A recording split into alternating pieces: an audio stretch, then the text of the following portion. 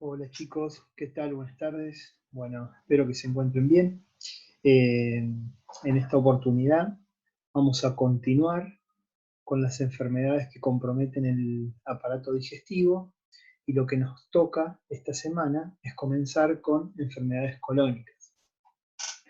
Vamos a ver un grupo de enfermedades que son muy frecuentes, en particular la enfermedad diverticular del colon y la constipación, que en muchos pacientes podemos encontrarlas juntas, es decir, que tienen cierta asociación en determinada población. Y hablamos de enfermedad diverticular del colon a las anormalidades que se producen en la musculatura del intestino grueso, en la que hay una herniación de la mucosa y de la submucosa a través de la muscular.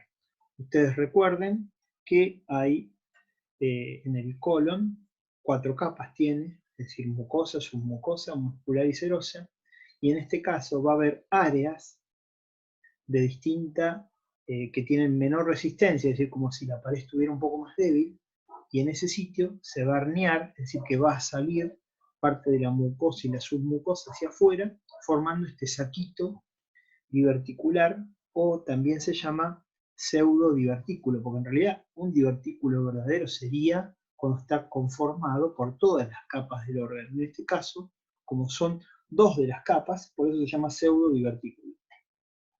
Esas áreas de menor resistencia de la pared tienen que ver con áreas donde hay pasaje de arterias o venas, es decir, de vasos. Por lo tanto, en ese lugar es donde se va a formar, digamos, el divertículo. Y este es un esquema donde se grafica esto que yo les comentaba, es decir, la mucosa y la submucosa pasa a través de un defecto de consistencia que hay en la pared muscular, es decir, que una debilidad que hace que ante determinadas condiciones, como puede ser el aumento de la presión, se produzca esta herniación o pseudo divertículo. Clínicamente hay una relación bastante directa con la edad, es decir, que en personas jóvenes, menos de 45 o 50 años, es poco frecuente. Sin embargo, fíjense el dato estadístico de que más del 80%, cerca de los 80 años, está presente. Eh, Ahora, si bien es muy frecuente, solo en un porcentaje muy pequeño, menos del 20%, va a desarrollar síntomas y signos de la enfermedad. Y más aún, es más reducido el número de pacientes que tiene complicaciones. Fíjense que solo 4 o 5% del total de los pacientes se complican, 1 o 2% se interna y menos del 1% requiere de tratamiento quirúrgico. Si uno tuviera que decir en qué sitio se produce, fíjense que lo más importante se produce en el colon izquierdo, es decir, en el colon sigmoides, con el 95% de la frecuencia de localización. Clínicamente, la enfermedad diverticular puede producir dolor abdominal inferior, que se alivia a veces con las deposiciones. El hecho de defecar suele aliviar el dolor, y cuando uno revisa al paciente encuentra que la cuerda cólica, es decir, el colon del lado izquierdo, puede estar doloroso. Hay varios estudios que pueden hacerse para el diagnóstico, y en general se opta por primero estudios no invasivos, como puede ser una radiografía o una tomografía, para terminar a veces en una endoscopía del colon como diagnóstico final. Tenemos dos formas clásicamente mencionadas, que son la que se denomina hipertónica, que es más frecuente en jóvenes, que se asocia más a complicaciones y que tiene que ver con este aumento en la presión endoluminal del colon. Es decir, acá es donde podemos llegar a tener cierta asociación con constipación, es decir, aumento de la presión dentro del esófago del colon lleva a esa herniación y esa producción de enfermedad diverticular. Esa sería la forma hipertónica más de jóvenes. Y la hipotónica, que está asociada más a procesos degenerativos, es decir, aparece más con la edad.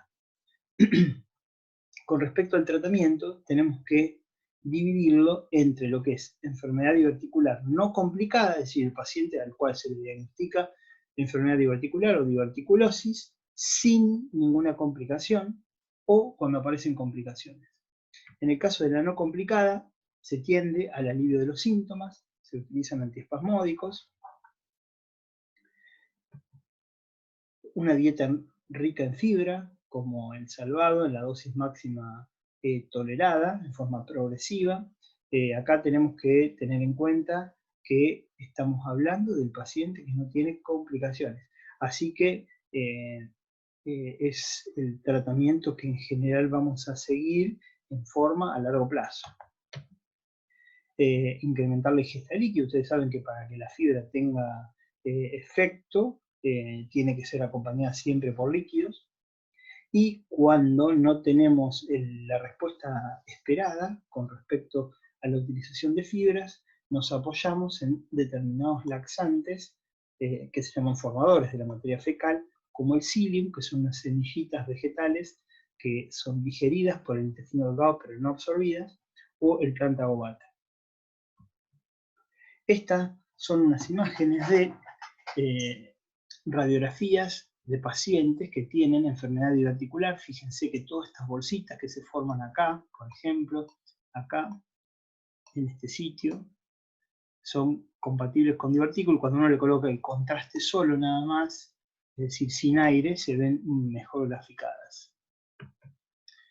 Esta es una placa también de un paciente con enfermedad diverticular del colon, del lado izquierdo. Fíjense, toda esta zona tiene que ver con la presencia de divertículos.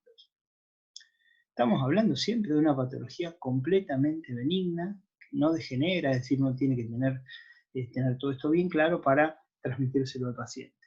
Y esta es cómo se ve la enfermedad diverticular en una colonoscopía. Acá la imagen es interna, estamos dentro del colon y estos orificios que vemos en este sitio tienen que ver con la presencia de divertículos. ¿Está? Todo esto que está aquí. ¿Cuáles son las complicaciones de la enfermedad diverticular? La más frecuente de todas es la que se llama la diverticulitis, es decir, la inflamación de los divertículos. Todo lo que termina en itis, recuerden, tiene que ver con proceso inflamatorio. ¿No? La segunda complicación es la hemorragia digestiva, es decir, que esas venitas que se encontraban muy cerca, muy contiguas a ese orificio diverticular, pueden sufrir una erosión, una ruptura y provocar una hemorragia. La perforación, cuando esa bolsita que dijimos que era el tejido del colon más adelgazado, se rompe, se perfora, entonces el contenido del intestino va a la cavidad peritoneal. Eso se llama peritonitis. La estenosis, es decir, el estrechamiento, el achicamiento del colon a raíz de múltiples episodios de diverticulitis, es decir, como consecuencia de varios episodios o de repetición de diverticulitis, lleva a la cicatriz y a la estenosis, al achicamiento de la luz colónica. Y por último, la presencia de fístulas. ¿Fístulas qué significa? La comunicación de un órgano con otro. En este caso, si un divertículo se rompe y se comunica con la vejiga, con algún órgano genital cercano al colon, va a formar, esa comunicación se llama fístula. Estas últimas tres complicaciones tienen resolución quirúrgica, es decir, el paciente es el que se opera. Afortunadamente son poco frecuentes. ¿Cuál es el tratamiento de la primera complicación de la diverticulitis? Decíamos que la más frecuente, de ese 20% de pacientes que tienen síntomas, un 10 a un 20% tiene diverticulitis. Decíamos que la mayoría se da al lado izquierdo, que la presencia de dolor en fosa ilíaca izquierda, de fiebre, de alteración para ir de cuerpo y de presencia de glóbulos blancos elevados es la manifestación más frecuente de la diverticulitis. Es decir, dolor abdominal del lado izquierdo, fiebre, ya estamos hablando de un proceso inflamatorio, alteración para ir de cuerpo y aumento de los glóbulos blancos en un examen de sangre. El tratamiento, si ese paciente se encuentra en buen estado general, si es un primer ataque que tiene y tolera la vía oral, se puede hacer un enfoque ambulatorio. Es decir, el tratamiento no hace falta que uno lo interne a ese paciente. Y la dieta será líquida y se da durante 48 horas y en 7 a 10 días recibirá tratamiento con antibióticos. La mayoría de los pacientes evolucionan muy bien, es decir, que se puede optar por un tratamiento ambulatorio. Una vez superado el episodio agudo, la dieta comienza nuevamente a ser rica en fibras. Recuerden, sería ya como un paciente que tiene enfermedad diverticular no complicada. Los que requieren de analgésicos potentes o tienen alguna evidencia de irritación peritoneal, porque ya la enfermedad es un poco más, compromete más al paciente, o que no toleran la vía oral, acá la indicación es el reposo digestivo, es decir, que va a tener que estar internado, la hidratación por vía endovenosa, vamos a aplicar antibióticos también, y el control evolutivo porque puede llegar a requerir cirugía. Afortunadamente, como decíamos, es poco frecuente, pero tenemos que considerarlo. Esto es la otra complicación que decíamos, cuando una venita con una arteria se rompe y nos produce en este paciente una hemorragia de origen diverticular.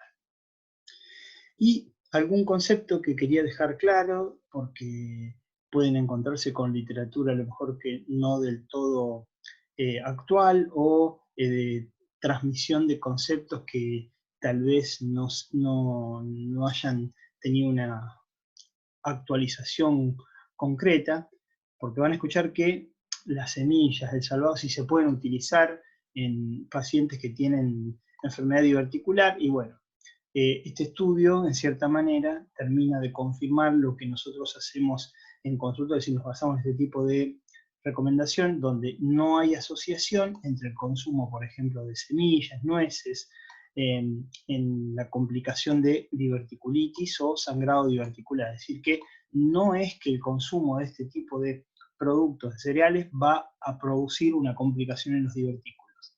Y al contrario, hay una asociación inversa entre el consumo y el desarrollo de diverticulitis. Es como si protegiera a los pacientes.